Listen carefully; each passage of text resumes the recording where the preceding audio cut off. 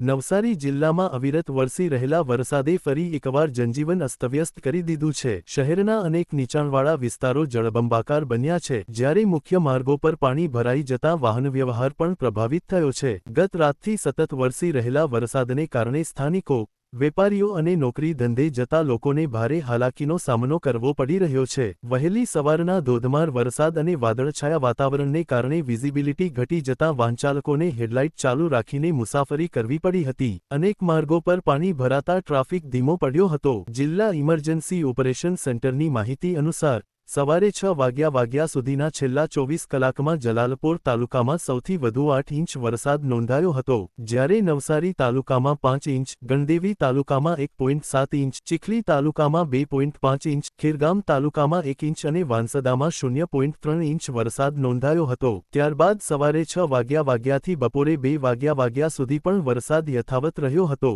આ સમયગાળામાં જલાલપોર તાલુકામાં 3.36 ઇંચ, ગણદેવી તાલુકામાં 3.4 ઇંચ, ચીખલી તાલુકામાં 2.8 ઇંચ, નવસારી તાલુકામાં 2.6 ઇંચ, ખેરગામ તાલુકામાં 2 ઇંચ અને વાંસદા તાલુકામાં 1 ઇંચ વરસાદ નોંધાયો હતો। ભારે વરસાદની સૌથી વધુ અસર શહેરના શાંતાદેવી રોડ અને છાપરા રોડ જેવા નીચાણવાળા વિસ્તારોમાં જોવા મળી હતી, જ્યાં ઘૂંટણસમાં પાણી ભરાઈ જતા અનેક દુકાનોમાં વરસાદી પાણી ઘૂસી ગયું હતું। પરિણામે વેપારીઓના માલસામાનને ભારે નુકસાન પહોંચ્યું છે। સ્થાનિકોનો આક્ષેપ છે કે ગટરોની સમયસર સફાઈ અને વરસાદી ડ્રેનેજ વ્યવસ્થા યોગ્ય રીતે જાળવવામાં ન આવતા દર વર્ષે આવી જ સ્થિતિ સર્જાય છે। સામાન્ય વરસાદમાં પણ ગટરો ઉભરાઈ જતા આખો વિસ્તાર પાણીમાં ગરકાવ થઈ જાય છે। ઉલ્લેખનીય છે કે અગાઉ નવસારીની મુલાકાત દરમિયાન મુખ્યમંત્રી ભૂપેન્દ્ર પટેલે નવસારીમાં પાણીના નિકાલની સમસ્યાને લઈને અધિકારીઓને કડક સૂચનાઓ આપી હતી। તેમ છતાં સ્થાનિકોના જણાવ્યા મુજબ પ્રી મોન્સૂન કામગીરી અસરકારક રીતે અમલમાં આવી નથી, જેના કારણે ફરી એકવાર ભારે વરસાદ વચ્ચે શહેરના અનેક વિસ્તારોમાં પાણી ભરાવાની સમસ્યા સામે આવી છે।